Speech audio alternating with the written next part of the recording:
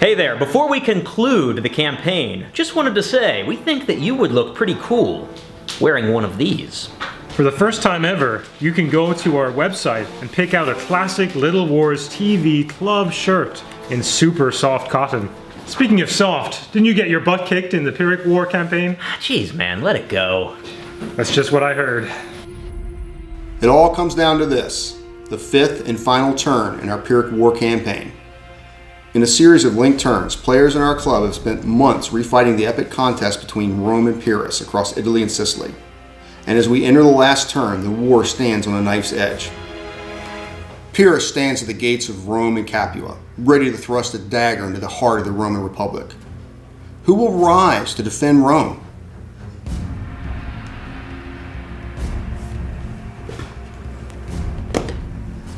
Well, I guess I will.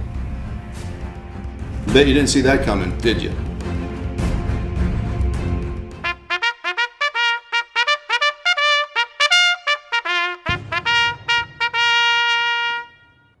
Victory conditions are always a problem, especially when history only gives you one version. So, you know what happened, you know he lost. So how could he have won, and how could he win in a way that's plausible and makes an interesting, challenging game? So, in a sense, yes, if Pyrrhus can get Syracuse, Capua and Rome, if he can get all three, then sure, I think that's pretty good going. The interesting thing would be, well, how would he actually capture Rome? And even Plutarch says, well, Pyrrhus doesn't have the capacity to do that. And of course, you could argue that Hannibal or his allies have Syracuse and Capua, and they don't win. The Romans don't give in. But then that's a much bigger war with a bigger Roman state. You might almost want to think as well, is there a tipping point? We think with hindsight, well, the Romans are never going to negotiate, but is there just a point which could be achieved by taking cities, winning battles, where the Roman Senate actually says, this isn't worth it anymore? Our conversation with Dr. Goldsworthy certainly influenced the way we set victory conditions for the game. If either side ends the war with all three major cities, they've won a decisive victory. But if that doesn't occur, we'll have a negotiated settlement like Dr. Goldsworthy discussed. The terms of that settlement depend on how many cities each side controls. Most cities are worth 1 victory point. The ports are worth 2, and the great cities of Rome, Capua, and Syracuse are worth 5 each. As we enter our final turn, Pyrrhus holds a narrow lead. Fellow citizens, I come to you at a time of grave crisis. Surely, by now, you have read the words of our consul, Lucius Thomas Brutus, and you have heard sordid tales of gossip spreading like wildfire through the streets of our beloved eternal city. Pyrrhus is at the gates of Rome, and his Greek allies spread across southern Italy like a dark, putrid cloud. I come to offer my sword in the service of Rome, but not as a consular candidate for the next year. No. I have spoken to Miles, I have spoken to Starquinius, to Thomas, even to Antonio, he of the sunglasses and slicked back hair. I have spoken to other men of quality who might serve you as consul, and all of us to a man have agreed that this war has devolved to a point of no return. We now have no choice but to recall Rome's greatest general. Although he retired to his farm years ago, long before the war with Pyrrhus, and swore never to pick up a sword again, we must now go, as one Senate body, in a procession to his farm, and beg him to return and to save the Republic from disaster. He was the original founder of this wargaming club, the co-author of the Rules Age of Hannibal and many others, a veteran of countless tabletop engagements. I dare say that before most of you were suckling at your mother's teat, he was playing war games. I ask each of you now, will you join me in recalling the great Chalanatus? Members of the Roman Senate on Patreon know the circumstances of my emergency appointment to the consulship in 275 BC. And the situation I inherit is dire indeed. Given the need to cover both Rome and Capua, I deploy a Roman army in each location. Unlike my predecessors, I have no interest in wasting time in Sicily. Both of Pyrrhus's armies open the campaign season in Corfinium, a clear threat to Rome herself. I curse the previous consuls who allowed Steve to take this critical city. Well, and it's my favorite space, and it was my chief objective in last turn. What, right here? Yeah. Yeah, because Because you're one space away from Rome and one space away from from Capua. Yeah. No, that makes sense. I was actually figuring that's where you were going to be. I didn't realize you'd be there with both armies, but that's fine.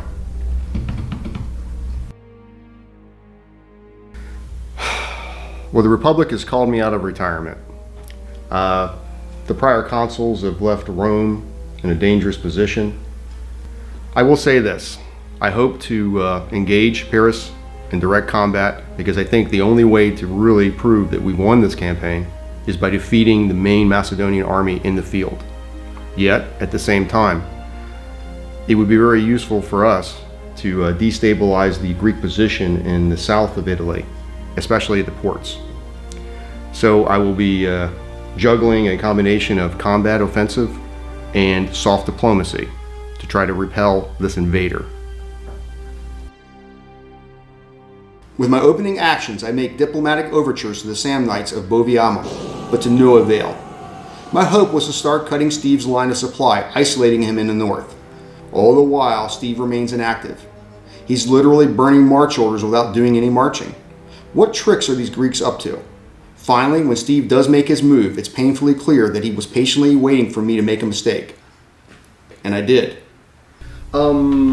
The gray ones are improved roads and the white ones are the off-road track? Correct.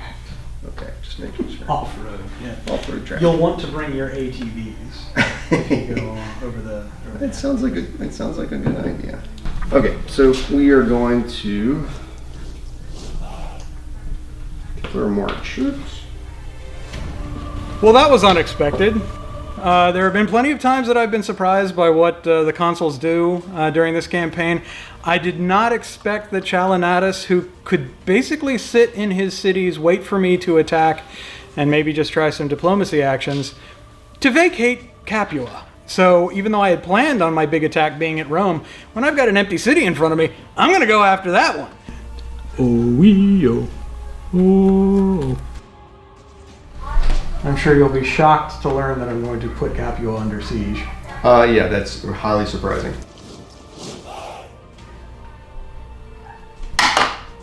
Oh, my. Well, that's not good. I believe that means Capua is mine. That would be correct. Apparently, we forgot to lock the door on the way out.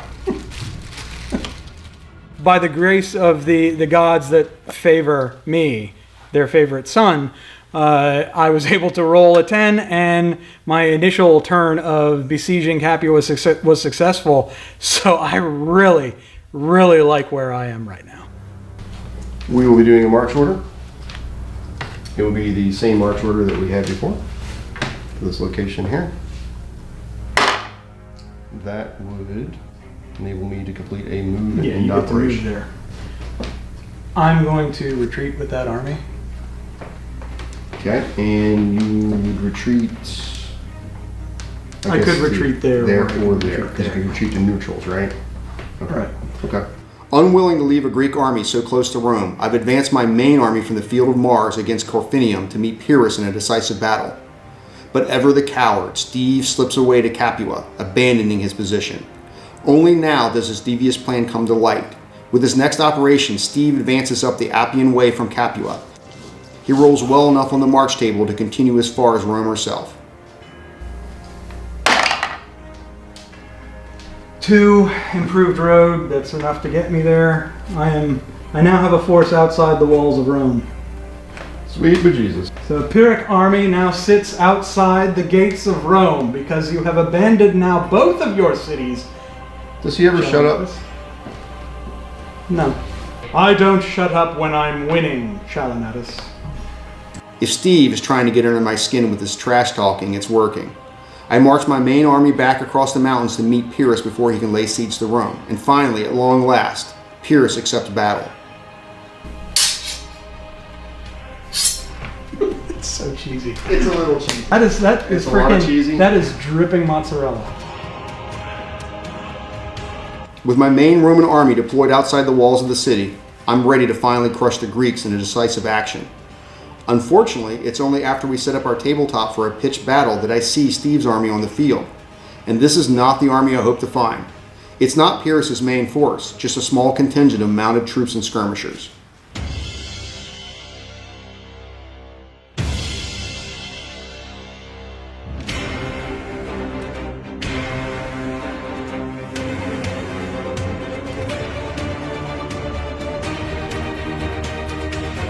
I would say I would mass as many as possible, right? So I'm going to say 2 on that one, 2 on that one. All right. First roll is an 8. So 2 units and 8 is a... That's what you rolled, right? And the other one is a 9. A 9 for 2 is also demoralization. Are those ranged units? They are ranged units. Yeah, well, I don't really want to have much to do with them. That's all right. What you want and what happens are 2 very different things. The Great Battle of Rome turns out to be little more than a skirmish. Unable to defend his camp, Steve's cavalry tried unsuccessfully to make hit-and-run attacks against my line. Once I was able to take Capua, it made things really kind of difficult for me as to what more offensively I could do for the rest of this turn. Now, obviously, our orders we're getting into the second half of the turn at this point. I'm well ahead on points. It doesn't make much sense for me to be tremendously aggressive. So what I want to do is try and prevent Chal from massing his troops at Capua. So that's why I sent my smallest army, an all-horse army, up to the wall to threaten Rome. Chal would have to move his army back to respond to that, and he did. I wanted to fight it out on the table on the off chance that I'd be able to take out 1 or 2 of his units. Didn't quite work out that way. Probably the most important thing it did was kind of force Chal to use his biggest army to march back to Rome instead of on Capua. As quickly as it began, the battle was over. Steve's clever ruse does have one unintended consequence he may not have foreseen.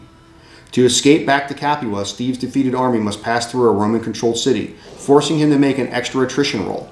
Every unit in the Greek host must make a roll to see if they are permanently lost. So I lose 1. I lose 2 permanently from the light cav, which I kind of thought I was going to lose anyway. And now these are for the 6 medium. Lose 1. Save both. Save both. So end result is I lose 2 light cav and 1 medium cav. So I've made a little bit of a mistake by vacating Capua. However, is with the best of intentions, is trying to force the slippery eel to actually fight a battle as opposed to running around the peninsula of Italy. We're going to see how that works out. I unfortunately seem to be just as incompetent as all the other Roman consuls so far. We did win a minor victory. I don't consider it all that great. But I do have hopes before the end of this campaigning season to bring Pyrrhus to battle and find out if he can or cannot win. Okay, so at this point I'm going to do a march order to try and send Army 2 down to the coast. Unless I roll actually I don't, even a 1 I don't think matters because this is my small army and that's an improved road. So I make it there and I'm done. Steve's smaller host settles into a siege of Neapolis. Meanwhile, I use a siege action to make another attempt at Boviellum. This time, the legions break into the city and put the Samnites to the sword, giving Rome a much-needed boost. Just 1 action later, Steve enjoys similar success in Neapolis, adding it to the Pyrrhic Empire. With winter fast approaching and actions nearly depleted, it's now or never for Rome to make a move. With my last march order, the main Roman army sets off for Capua, and a date with destiny. Steve's army ducks inside the city walls, and with his last march order, he races back his troops from Neapolis to join this showdown. After taking Capua and having my horse army retreat back to Capua, I knew Chal was going to come at me. And I knew that we were going to have to fight at Capua, and that the entire campaign rests on the result of this combat. I'm going to march out and meet Chal on the field. Not only because it's the right thing to do, because I am favored by the gods and I'm going to win anyway, but also because now I've got an army that's full of cavalry and full of pikes. The best place for them to fight is not in downtown Capua. So we're going to head outside We're going to be the wall and the rocks upon which the wave of Romans breaks, and then I will declare my hegemony over Italy. Not if I have anything to say about it. The stage is set for a photo finish. My Roman army of 1,500 points must now face down the combined Greek armies, totaling 1,675 points.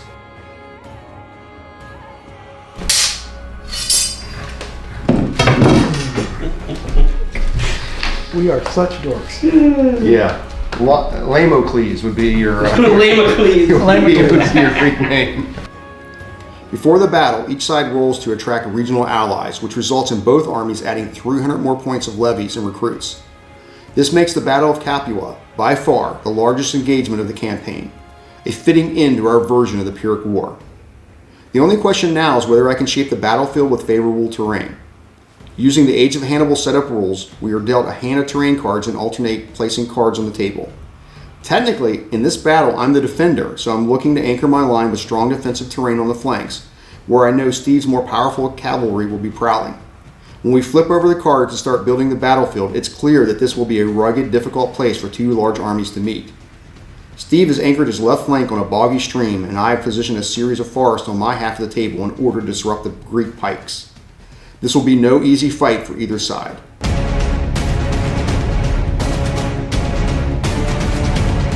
As the attacker, Steve begins a plodding advance across the entire front.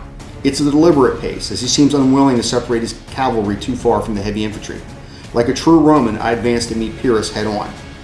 We've both deployed our cavalry on the same flank, and first contact with the armies begins with the horse. Yeah, hot medium on medium action. The medium are the equites, so there's no charge bonus. My guys are veterans, so they do have a +4. Okay, so I'm a +3, you're a +4. 9. You killed him. Sweet. And that's 2, right? Yep. Good kill. Okay, we'll go down to the next medium. Last one. So I've got 2 medium up against your 1. I only take the lead one, but you are flanked and demoralized. I have a 7. I have a 4. Thought you were going to win the turn. Success on the flank wins this turn for the Romans, lowering the Greek morale clock. It will take several more turns for the cavalry action to resolve itself, and while that swirling melee unfolds, I take the opportunity to advance my other wing to secure high ground above the stream. From here, I can threaten the left flank of the pike line, leaving Steve no choice but to wheel and face me. By turn 5, the battle feels like it's off to a promising start for the Romans, but the gods are fickle, and back on the opposite flank, the cavalry action begins to tilt toward the more skilled Thessalian horse. Roll a 10. That is a 4. That is a kill. I've eliminated you. Yeah, that's not good. Suddenly my cavalry got their backbone up. Yeah, this is not turning out very well. So this is my medium on your light. So I've got a 2, but since I've thrown weapons into a charge, I have a +3. Okay, so I'm at a +3 as well. That is a 5. That's an 11. That is also a kill. And the flank looks a little shaky now. That's what I like to hear. With Steve's cavalry gaining the upper hand, I'm concerned about my flank. But the best defense is a good offense, so I press with my allied hoplites on the opposite end of the line. This pressure will force Steve to react, and react he does, just not in the way I would have expected. So I saved a stratagem at the beginning, and the stratagem is ambush, which allows me to hide up to 6 units in any terrain feature on my half of the board. So as fate would have it, I have taken Josh's noble cavalry, and they explode from the pond. So here we are fighting outside of the walls of Capua in one of the worst possible battlefields I think that I've had to run an Ancient's army on. And as I advance to try to push my hoplites to engage the flank of Steve's pike line, he has announced the ambush of what he claims are Roman defectors who have now sprung out of nowhere completely on an undefended flank and are now driving down to try to take my fortified camp. This isn't good. Not good at all. From the beginning, given Chal's ballista up on the hill, the fact that my pike moves so slowly, I have pretty much known that the chances of moving all the way across the table and taking the camp with my main line slim, very slim. But thankfully I drew that ambush card and managed to put Josh and his Roman noble horsemen hiding in the rushes around the pond. All I needed to do was wait for Chal to clear out that side, and now he's done it. I've got to rush that camp. That's my best chance of seizing victory today. I'm confident that it'll happen. Chal's left himself hanging out in the wind. Now it's time to blow him away. You just came up with that right now, didn't you? I did. Yeah. As soon as the treacherous Greeks reveal their ambush, it's clear his target is to sack the undefended Roman camp. Loss of a camp in Age of Hannibal is a major blow to the army morale clock, and this late in the engagement would be crippling to the Roman cause. The nearest available formation I have is a group of unreliable Celtic allies. I'd left them in the rear to avoid getting them too involved in the battle, but suddenly these questionable Celts are my best hope to save the Roman camp. Even though my camp is under threat, I'm not about to let Steve dictate the initiative in this battle. Undeterred, the Roman heavy infantry press forward to meet the vaunted pikes. It's a bloody, furious clash with heavy losses for both sides. Yeah, well, I got light horse. You put a hit. You win. that's You true. win this. You I'm take just the assuming turn. I I will. win this, and it's a push. I'm a 0. I'm 2. I'm a 10. Me. Keep that. Fuck me. I'm a 10. Ha! Thank gods. Thank you, gods, for coming to the aid of your favored son, Pyrrhus the Great.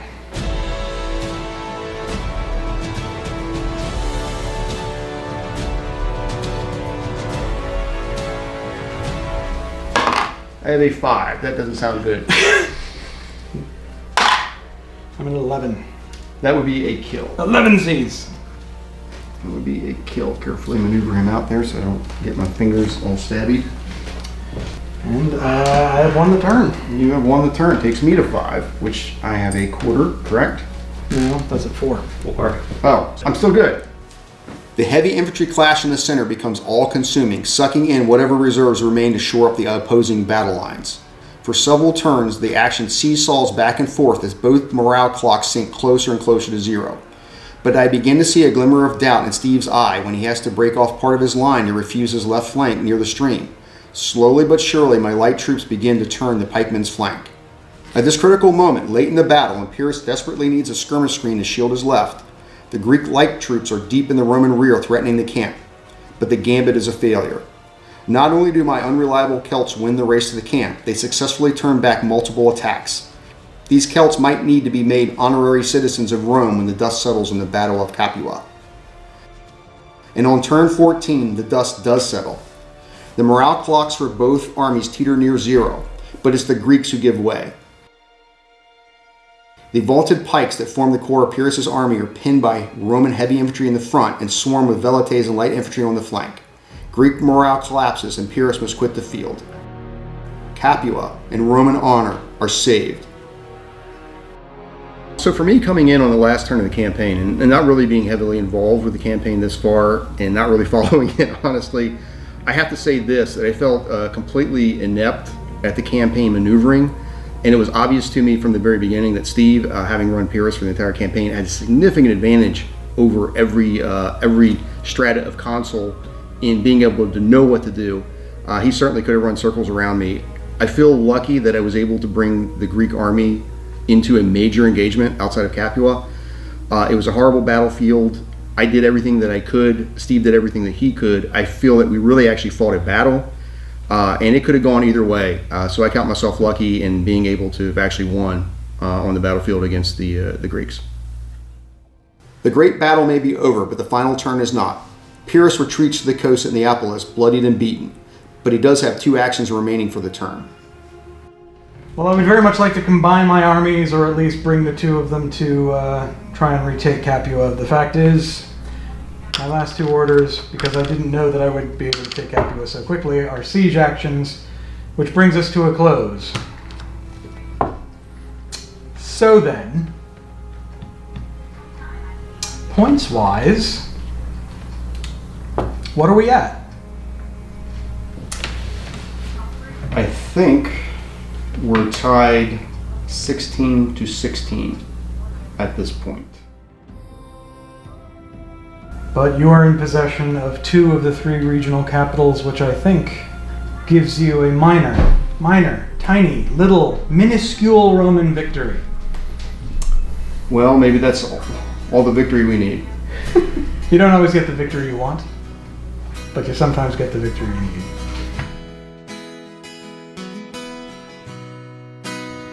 After 5 campaign turns, representing 5 years of the Pyrrhic War, neither side controls all 3 regional capitals. When adding the remaining cities and ports, Rome and Pyrrhus are tied with 16 victory points each. In our campaign rules, ties are broken in favor of the side with more regional capitals, granting Rome the narrowest of victories. Certainly, this is a much better showing for Pyrrhus than he achieved historically. And had it not been for the final victory at Capua, Pyrrhus would have won outright, representing a major rewrite of Roman history. I suppose in the sense that Pyrrhus doesn't turn Epirus into a great empire. He doesn't become king of Macedonia. He doesn't become one of the real key players in the struggle for the succession to Alexander the Great. Then he's a failure. But just because Pyrrhus failed doesn't mean that he was inevitably doomed to fail. With hindsight and looking at the sort of broader issues, we can think, well, actually the Romans have got loads of advantages. But again, if Pyrrhus had surprised the Romans while crossing a river, if he'd managed to not just inflict heavy losses but destroy those armies, would the Romans of that era actually have seen the threat the same way that their descendants would see the threat of Hannibal, and they would have fought to the last? Or would they have given in? We don't know. The job of a historian is to try to understand the past. And you need to go back and not assume anything's inevitable. And while all these underlying factors, all these bigger advantages, they are very important. But history can turn on the oddest things. If you'd like to play the historical battles from the real Pyrrhic War, go to littlewarstv.com to download Return to Magna Graecia. I hope you enjoyed our 8th-month campaign as much as we enjoyed playing it. The war may be over, but you know what they say about old soldiers. We don't die, we just fade away. You can't always get what you want. You can't always get what you want. But if you try sometimes, you might find you get what you need.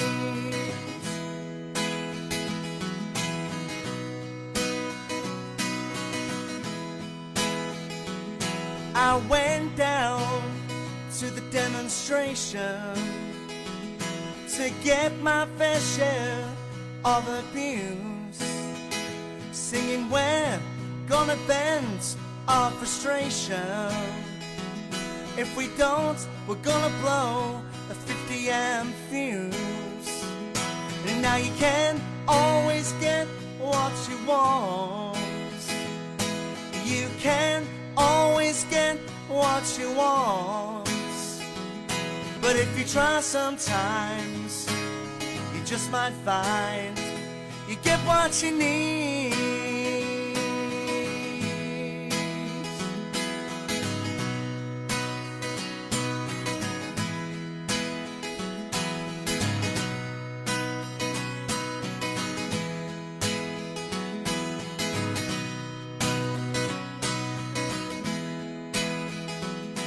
Damn, guys, we hope you had as much fun watching this campaign as our club had playing it. You just saw 8 months of gameplay, followed by another 8 months of video editing, and we really tried to step up the production value on this series. It would not have been possible without the names you're seeing on the screen. You're just seeing the showrunners now, but we want to thank all of our 750 plus patrons for being on our team. We have some of the coolest, most badass wargaming fans around the world. Thank you. And you know what? If you're not a patron, it would be awesome if you subscribe to the channel and share this series with a friend or two. We're always looking to grow the hobby community and spread our passion for historical tabletop wargames. The Pyrrhic War may be over, but we have so much more coming. Check back next week and we'll fill you in. Thanks again for watching. You can't always get what you want. But if you try sometimes, you just might find Chalanatus just wants to get back to his rocking chair, it seems. Challenatus has had enough of this.